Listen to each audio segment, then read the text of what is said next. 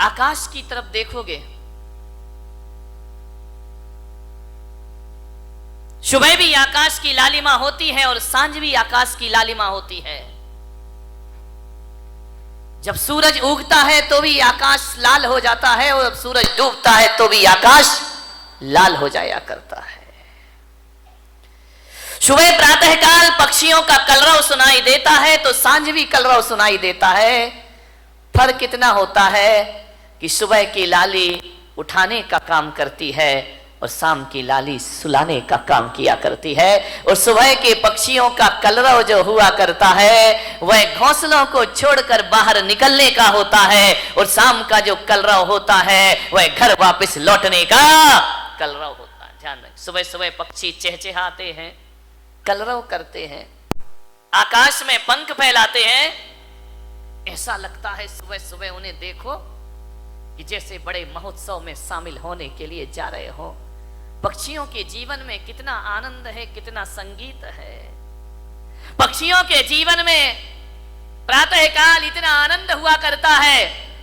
घोंसले से देखता है आकाश में सूरज आया, उषा काल में पंख फैलाकर आकाश में उड़ जाया करता है, मुक्त आकाश का आनंद लिया करता है। कभी देखना जब हवा का झोंका आता है तो एक वृक्ष कितनी मस्ती में झूमा करता है, कितने आनंद में आनंदित हुआ करता है। देखना कभी जिंदगी में विचार करना, नारियल का पेड़ अपनी मस्ती में झूमा करता है और गुलाब का पौधा अपनी मस्ती में झूम। कितना आनंद है इन वृक्षों में, इन पेड़ पौधों में। कभी देखना पहाड़ से गिरते हुए झरने को, उसके पानी में संगीत है, एक गीत है, एक सुर है।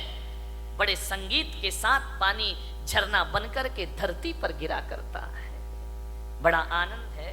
कल कल निनाद करती नदी को देखना, कितना आनंद है उस नदी में। अपनी मस्ती में रहती है, अपनी मौज में रहा करती है।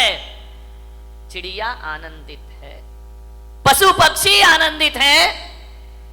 एक गाय का बछड़ा जब दौड़ करके रंभाता हुआ मां के पास आता है, इतना आनंद उस बछड़े में हुआ करता है। मान्यवर, मैं आपसे निवेदन करने जा रहा हूं कि पेड़ पौधे आनंदित हैं, नदी आनंदित है, तालाब आनंदित है, झरने आनंदित हैं। कितना आनंद है इस संसार में। सुख ही सुख है मेरे भाई। विचार करिए आप, प्रकृति का कण कण आनंद में जी रहा है। आसमान आनंदित है। जब रात होती है ना तो हजारों सितारों को आसमान लेकर धरती पर अपना सौंदर्य का रूप दिखाया करता है। आकाश में चंद्रमा चमका करता है। ध्यान रखिए, ज्यों ज्यों रात गहरी होती है आकाश का सौंदर्य बढ़ते चला जाता है, बढ़ते चला जाता है। आकाश आनंदित है, धरती आनंदित है, नदियां आनंदित है, पेड़ पौधे आनंद में जी रहे हैं, पशु पक्षियों के जीवन में आनंद है। अफसोस है आदमी के चेहरे पर आनंद दिखाई नहीं दिया। आदमी क्यों निराश है? आदमी क्यों उदास है? आदमी को ऐसा क्या हो गया है? एक चींटी भी जीना चाहती है, एक नासमझ जानवर भी जीना चाहता है, पर आदमी को क्या हो गया? ये मरने के षड्यंत्र रचा करता है, ये मरने की तैयारी किया करता है। आज तक किसी जानवर के मुख से ना सुना होगा कि हे भगवान हमें उठा ले, लेकिन आदमी के मुख से तो कई बार सुना है कि अब इस जिंदगी को जिया नहीं जाता, हे भगवान मुझे इस जीवन से उठा ले, इस जीवन से मुक्ति दे दे। क्या घट जाता है हमारे जीवन में ऐसा? आदमी मृत्यु के षड्यंत्र क्यों रचता है? ये आदमी अपनी ही हत्या करने के लिए तैयार क्यों है? मान्यवर, अपने ही जीवन से लाचार हो गया ये इंसान, अपने आप का दुश्मन बन गया। अभी तो ये सुना था कि दूसरे दुश्मन हुआ करते हैं, हम ही अपनी जिंदगी के दुश्मन खुद बनकर के तैयार हो गए हैं। आपने जीवन से अपने आप को खतरा हो गया। कभी आपने सुना किसी भैंस ने आत्महत्या की हो? सुना? कभी विचार किया है? कभी आप अखबार में पढ़ने को मिला है कि आज एक भैंस ने गुस्से में आके आत्महत्या कर ली है? कोई जानवर आत्महत्या नहीं करता है। किसी भी जानवर को समय से पहले मौत को बुलाते हुए आपने ना देखा होगा। कोई देवता समय से पहले मरने का नहीं सोचा करते हैं। नार की सोच भी ले तो मर नहीं सकते हैं। आदमी को क्या हो जाता है? ये क्यों जीवन से हार गया? थोड़ी सी प्रतिकूलताएं आई और आदमी जिंदगी से हाथ जाता है। नहीं मेरे समस्याएं किसके जीवन में नहीं होती हैं? राम के जीवन में समस्या थी, महावीर के जीवन में समस्या थी, कृष्ण के जीवन में समस्याएं थी, जीसस के जीवन में समस्याएं थी, आचार्य शांति सागर के जीवन में समस्याएं थी, आचार्य कुंद कुंद के जीवन में समस्याएं थी। समस्याएं किसके जीवन में नहीं होती है? ऐसा कोई है? समस्याओं से रहित जीवन नहीं होता, ध्यान रखिए। और हकीकत में देखा जाए तो समस्याओं का नाम ही जिंदगी हुआ करता है। आसानी से जिंदगी मिल जाए तो जीने का मजा खत्म हो जाएगा। एक बात बताइए, यदि समस्याएं नहीं हो तो फिर जीने का मजा क्या है? जिंदगी जिंदा दिली का नाम है, मुर्दा दिल क्या खाक जिया करते हैं। ध्यान रखिए, जिंदा दिल बनिए। मान्यवर, दुख इस बात का नहीं है कि आदमी मर जाता है, दुख तो इस बात का है कि जिंदा रहकर भी आदमी जिंदा नहीं रह पाता है। वह मरा मरा सा जीवन जीता है, वह मरे हुए सी जिंदगी जिया करता है। विश्वास पैदा करो अपने आप पर, जिंदगी से हार मत मानिए। जिंदगी मिली है, मालूम है ये मानव का तन मिला है। शास्त्रों में कहा है, ग्रंथों में कहा है, 84 लाख शरीर छोड़े हैं तब जाकर ये मानव का शरीर तुमको प्राप्त हुआ है। 84 लाख योनियों में हमारा जन्म हुआ है। कितने जन्म हम नाली के कीड़े बने होंगे, कितने जन्म पक्षी बने होंगे, कितने जन्म हम कीचड़ में कीड़ों की तरह रेंगे होंगे। हर जन्म में हमने प्रार्थना की होगी ईश्वर से कि हे ईश्वर, एक बार मुझे मनुष्य का चोला प्रदान कर दे, हे ईश्वर एक बार मुझे मनुष्य का तन प्रदान कर दे। इसलिए आत्महत्या करने के लिए नहीं, जिंदगी की अंतिम सांस को पूरी ईमानदारी से जीने का प्रयास करिए। अंतिम सांस भी पूरी जिंदा दिली के साथ जिएंगे। क्यों हार जाता है आदमी? जैसा विचार करिए, सोचना। ऐसे ही नहीं मिल गया मनुष्य का जीवन, बहुत मेहनत की है इसके लिए।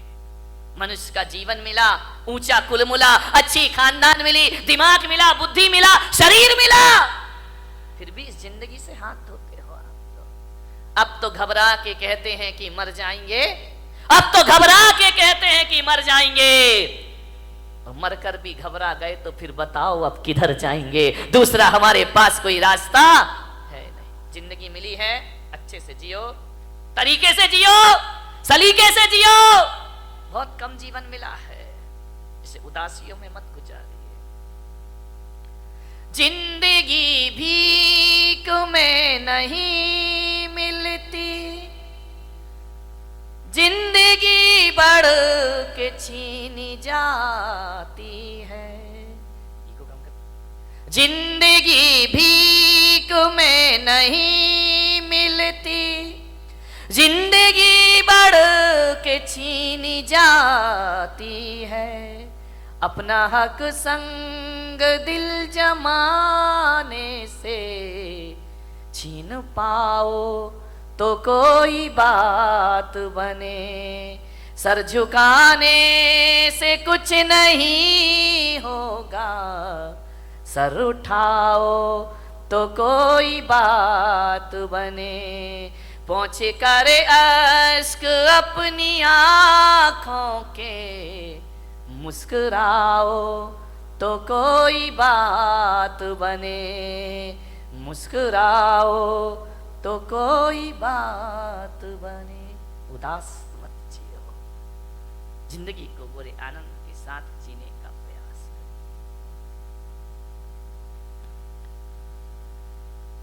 विपत्तियां, संकट, दुख किसके जीवन में नहीं आते? सबके जीवन में आते हैं। मुश्किलें आती हैं, परेशानियां आती हैं, विपरीत वातावरण बनता है, लेकिन जीने की आस मत छोड़िए। जलजले आते हैं, तूफान आते हैं, उड़ीसा में चक्रवात आता है, गुजरात में भूकंप आता है, हजारों लोग बेघरबार हो जाया करते हैं। लेकिन एक बात ध्यान रखो बारामती वालों, इतने बड़े भीषण आंधी तूफान के बाद, भूकंप के बाद भी जो आदमी जिंदा रहता है वो अपना उजड़ा हुआ आशियाना फिर से बना लिया करता है, वो अपना घर फिर से निर्माण कर लेता। क्या हुआ? जिंदगी कितनी बार छीनेगी, फिर बना सकते हैं अगर हौसले बुलंद हो तो आंधियों में चिराग जला करते हैं। ध्यान रखिए, आज समस्या है बहुत बड़ी। आदमी अपने जीवन का दुश्मन हो गया है, अपनी ही जिंदगी का दुश्मन हो गया ये इंसान। शहरों में बड़े बड़े व्यापारी आत्महत्या कर रहे हैं, महानगरों में व्यापारी आत्महत्या कर रहे हैं, गांव में किसान आत्महत्या कर रहा है, घरों में किशोर आत्महत्या कर रहे हैं, महिलाएं आत्महत्या कर रही हैं। थोड़ा सा निराशा हुई, थोड़ा सा मन का नहीं हुआ, थोड़ा सा प्रतिकूल वातावरण हुआ और आदमी मरने को तैयार है। और एक बात बताओ, बारामती के लोगों से मेरा निवेदन है, इस पंडाल में ऐसा कोई व्यक्ति बैठा है जिसने आज तक आत्महत्या का विचार ना किया हो? है कोई महान आत्मा? मैं दर्शन करना चाहता हूं। एक बार भी पूरी जिंदगी में मरने का विचार नहीं। महिलाओं तुम्हारी तो जय हो पंचम काल की, ये तो इतनी बार मरती हैं लेकिन एक बार भी नहीं मरती है। विचार करिए, सोचना है आपको। बात बात पर आदमी मरने का सोच लेता है। ऐसा कोई नहीं होगा इस दुनिया में जिसने अपने पूरे जीवन में एक बार मरने का ख्याल भी ना लाया हो। मर नहीं सका वो बात अलग है, लेकिन मरने का ख्याल तो सबके भीतर आ जाता है। थोड़ा सा मन का नहीं हुआ, मैं मर। महिलाओं का तो नहीं, यहाँ की महिलाओं की बात नहीं कर रहा हूं। कौन बोला बंबई वालों की कर रहे हो ना? तुम्हारी तो अभी नहीं, आगे जाके विचार करना है आपको। महिलाएं तो हमेशा थोड़े, इनके दो ही हथियार हैं, ध्यान रखना। या मैं मायके चली जाऊंगी या फिर मैं मर जाऊंगी, आत्महत्या कर लूंगी, सुसाइड कर लूं, मैं नहीं जीऊंगी, तंग आ गई जिंदगी से। महिलाओं से मैं बात बात पे आत्महत्या के विचार मत बनाइए, मरने के विचार मत बनाइए। ध्यान रखिए, विचार करिए आप, बहुत अशुभ विचार है। भगवान महावीर कहते हैं कि मरने के विचार भाव हिंसा कहलाया करती है, और भाव हिंसा को द्रव्य हिंसा से भी बड़ा पाप माना जाता है। अरे दैहिक हिंसा उतनी खतरनाक नहीं होती है जितनी वैचारिक। इससे बड़ी क्या हत्या, दूसरों की हत्या करना भगवान महावीर ने पाप कहा है। एक इंद्रिय जीव को भी मारना भगवान महावीर ने पाप कहा है। अरे एक बात याद रखना, मेरे महावीर कहा करते हैं, अरे दूसरों की हत्या करना पाप है, लेकिन अपने आप की हत्या करना महापाप हुआ करता है। इससे बड़ा दूसरा कोई पाप? दूसरों की हत्या करना तो पाप ही है, अपनी करना महापाप हुआ करता है। इसलिए भगवान महावीर ने एक प्यारा सा सूत्र दिया है। भगवान महावीर ने 4 शब्द इस इंसान को दिए हैं। अरे वो 4 शब्द नहीं, 4 वेद हुआ करते हैं, वो 4 आर्य सत्य हुआ करते हैं, वो महावीर के 4 शब्द।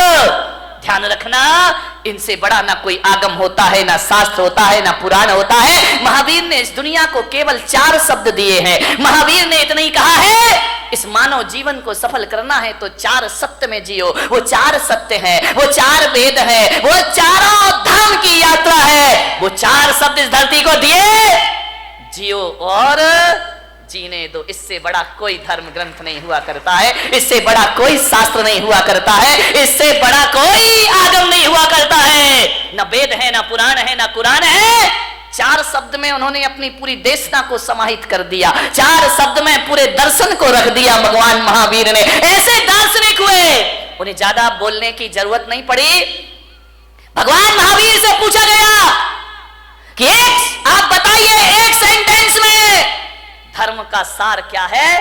तो महावीर ने कहा, जियो और जीने दो। ध्यान रखिए, सारी दुनिया समा गई इसमें, सारे ग्रंथ समा गए इसमें। ध्यान रखना, 11 अंग 14 पूर्व का सार समाया है। ये इतना साधारण अक्षर नहीं है, इतने साधारण शब्द नहीं है कि बैनरों पर लिखवा दिए जाएं और हमारी इतिश्री हो जाए। ध्यान रखिए, जियो और जीने दो।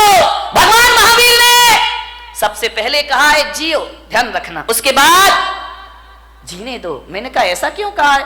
स्वार्थी क्यों बना दिया कि पहले खुद जियो फिर दूसरों को जीने दो? तो महावीर ने कहा ये स्वार्थ नहीं, ये परमार्थ हुआ करता है। अरे जो आदमी खुद जीना नहीं जानता है वो दूसरों को जीवन दान कहां से दे सकता है? पहले खुद जियो, कैसे जीना है? जब खुद ही नहीं जियोगे तो जीने दो कहां से आ जाएगा जीवन में? ध्यान रखिए, बहुत बड़ा शब्द है ये भगवान महावीर का। धर्मनिरपेक्ष है, सार्वजनिक है, यूनिवर्सल है। हिंदू हो, मुसलमान हो, सिख हो, ईसाई हो। कल एक सांसद महोदय मेरे पास आए उन्होंने कहा महाराज भगवान महावीर पर कोई ऐसी पुस्तक है जो सरल शब्दों में लिखी गई हो? मैंने कहा पुस्तकें तो बहुत हैं, समझने वाला चाहिए। बोले नहीं, बिल्कुल सरल, बिल्कुल सरल। तो मैंने कहा महावीर को पढ़ने के लिए पोथियों की पढ़ने की जरूरत नहीं हुआ करती है, महावीर को समझने के लिए ग्रंथों की जरूरत नहीं हुआ करती है। मैंने कहा मेरे महावीर का स्वरूप देख लीजिए, इससे बड़ा कोई शास्त्र नहीं हुआ करता है, इससे बड़ा कोई उपदेश नहीं हुआ करता है। और महावीर का यदि सबसे बड़ा कोई ग्रंथ है तो जियो और जीने, इससे बड़ा कोई ग्रंथ नहीं है। ध्यान रखना, चाइना हथियारों का आविष्कार कर रहा है, पाकिस्तान अणु बम की धमकी दे रहा है, अमेरिका दादागिरी दिखा रहा है, भारत में भी हथियारों की होड़ लगी है। मालूम है किस लिए? कि अमन चैन की स्थापना हो। लेकिन इन्हें कौन समझाए? मैं पुलक सागर कहता हूं कि विश्व में अमन चैन जब भी आएगा, आज नहीं तो कल, कल नहीं तो परसों, सारी दुनिया को महावीर के झंडे के नीचे आना ही पड़ेगा, महावीर के सिद्धांतों को अपनाना ही पड़ेगा, महावीर के उपदेशों को स्वीकार करना पड़ेगा। यदि चाइना सोच ले जियो और जीने दो, पाकिस्तान सोच ले जियो और जीने दो, भारत सोच ले जियो और जीने दो, तो क्या करोगे हथियारों का मेरे भाई? क्या करोगे इन शस्त्रों का? क्या करेगा आदमी शक्ति संपन्न होकर के? जियो और जीने दो। जैन कुल में पैदा होके इन शब्द की महिमा नहीं समझ में आई, बहुत बड़ी ताकत है। जब घर में झगड़े हो, विवाद हो, लड़ाई हो, एक ही सूत्र अपनाना, जियो और, वहां हमारी समस्या महत्वपूर्ण हो जाती है, सूत्र महत्वपूर्ण नहीं होता है। सूत्र को महत्वपूर्ण कर लो, रातों रात घर के झगड़े समाप्त हो जाएंगे मेरे भाई। समाज में विवाद हो जाए, भाई भाई में विवाद हो जाए, परिवार में झगड़े हो जाए, कोई कितनी भी बड़ी गलती कर दे, कितना भी बड़ा अपराध कर दे, आदमी एक सूत्र जुबान पर ले आए, जियो और जीने। क्या अपराधियों को जीने का हक नहीं है इस धरती पर? उन्हें भी जीने का हक है मेरे भाई, पापियों को भी जीने का हक है। महावीर जैसी दृष्टि, महावीर जैसा सोच। और मैं आपसे निवेदन करता हूं कि महावीर के इस देश में, महावीर के इस समाज में, महावीर के इस पंथ में आत्महत्या करना महावीर का सबसे बड़ा अपमान है मेरे भाई। इससे बड़ी कायरता दुनिया में कोई दूसरी नहीं हुआ करती है। आत्महत्या के विचार कभी मत बनाओ, विचार बनाना भी पाप है। मरने के पहले क्यों मर जाते हो? ध्यान रखिए, जिंदगी में जीने की बात ना रखिए। मरने में रखा क्या है? कौन सी बहादुरी मेरे भाई मरने में? कौन सा बड़ा मेहनत करना पड़ता है। दो चार भक्त मेरे पास आए, बोले महाराज हम आपके शिष्य हैं। तो मैंने कहा अच्छी बात है भाई, क्या करें? बोले हम आपके भक्त हैं। तो मैंने कहा ठीक है। बोले आप आदेश करो। मैंने कहा क्या आदेश करूं? बोले जो आप कहोगे वो काम हो जाएगा। मैंने कहा तू मेरा शिष्य बन के क्या करेगा? बोले आपके लिए अपनी जान दे दूंगा, सब कुछ अर्पित है आपके लिए, तन अर्पित है, मन अर्पित है, जीवन अर्पित है। मैंने कहा जीवन नहीं चाहिए मुझे, तन नहीं चाहिए मुझे, मन नहीं चाहिए मुझे। तो बोले महाराज आपको क्या चाहिए? मैंने कहा मैं अपने भक्तों में, ऐसे भक्तों को, ऐसे लोगों को मैं अपना भक्त नहीं बनाता हूं जो मेरे लिए जान देने को तैयार है। अरे मेरे लिए मरने को तैयार मत रहो। सच्चा भक्त यदि मुझ पे मर जाएगा तो वो सच्चा भक्त नहीं होगा। अरे महावीर भगवान को मरने वालों की जरूरत नहीं, महावीर भगवान को तो जीने वालों की जरूरत हुआ करती है। धर्म के नाम पर जियो मेरे भाई, धर्म के नाम पर मरो मत। महावीर ने नहीं कहा कि धर्म के नाम पर मरना, महावीर ने तो कहा है धर्म के नाम पर जीना। मरना कोई बहादुरी का काम नहीं है, 2-5 मिनट का काम है। एक फंदा लगाया, आंखें बंद की, 2 मिनट में जिंदगी खत्म। एक बंदूक लगाई, जिंदगी खत्म। गला घोट लिया, जिंदगी खत्म। मरना कौन सी बहादुरी है? मरने में टाइम कितना लगता है? 1 मिनट, 2 मिनट, 5 मिनट। मिट्टी का तेल डाला, आग लगाई, मर गए। ये कोई बहुत बहादुरी का काम नहीं है। मरने में 2 मिनट लगते हैं, मगर जीने में 100 साल की जिंदगी लग जाया करती है मेरे भाई। जीना बहादुरों का काम हुआ करता है, संघर्षों में जूझना बहादुरों का काम हुआ करता है, विपरीत परिस्थितियों में जीना ये बहादुरों का काम हुआ करता है। ध्यान रखिए मान्यवर, मुझे याद आ रहा है वह व्यक्तित्व जिसने कई बार हार जिंदगी से हार नहीं मानी, ध्यान रखिए। इतने जल्दी जिंदगी से हार जाते हो, आत्महत्या कर लेते हो? नहीं। मान्यवर, आपसे मेरा निवेदन है, जिन लोगों ने आत्महत्या की है ना, कभी उनकी कब्रों पे जाके पूछना, कभी उनकी चिताओं में जाके पूछना, जो मर गए हैं उनसे पूछना कि बताओ मेरे भाई तुम्हें कैसा लग रहा है। यदि सुन सको और तुम्हारे कान में ताकत होगी तो भीतर से आवाज आएगी कि जो गलती मैंने कर ली है, ऐ भले मानस, ये गलती तू अपनी जिंदगी में दोबारा कभी मत करना। अपनी जिंदगी को पूरी तरह से जीना, भाव हिंसा मत करना, आत्महत्या के भाव मत बनाना। महिलाओं से खास कर निवेदन है, सबसे ज्यादा आत्महत्याएं महिलाएं किया करती हैं, सहन शक्ति से बाहर हो जाता है। आत्महत्या के भाव मत बना। ये तो बात बात पे बनाती हैं आत्महत्या के भाव। पति ने काम नहीं सुना, सुनो जी तुमने ये नहीं किया मैं मर जाऊंगी। अरे उसने काम नहीं किया, तुम मर जाओगी, सड़े से काम में मर जाओगी। मरो मत। भगवान महावीर कहते कि मरने के भाव यदि बना लिए, एक बात ध्यान रखना, एक द्रव्य हिंसा होती है, एक भाव हिंसा होती है। यदि आपने भाव बना लिए तो जैन आगम कहता है कि जिस समय आप कह रहे हो मैं मर जाऊंगी या मैं मर जाऊंगा, उस समय यदि आयु कर्म का बंद हो जाए, फिर आप मरे या ना मरे, आपकी दुर्गति जरूर होने वाली है। कोई बचाने वाला नहीं है। फिर मरो या ना मरो, ऐसे भाव बना लिए और आयु कर्म का बंद हो गया तो नरक गति के पात्र बना करती हो। ध्यान रखिए, नरक जाने का द्वार खुल जाता है। अपनी हिंसा सबसे बड़ा पाप है। आत्महत्या के भाव से आयु का बंद हो जाए तो नरक मिला करता है। अति संक्लेश भाव ते मरो, घोर शुभ्र सागर में पड़ो, नरकों की जिंदगी हो जाएगी। क्या समझते हो कि मरने के बाद समस्याओं का अंत हो जाएगा? अरे मेरे भाई, आत्महत्या तो खुद एक समस्या हुआ करती है। आत्महत्या से समस्याओं का अंत नहीं हुआ करता है, जीवन का अंत नहीं हुआ करता है। चिताओं के बाद एक जिंदगी फिर जीना है, हमें ध्यान रखिए।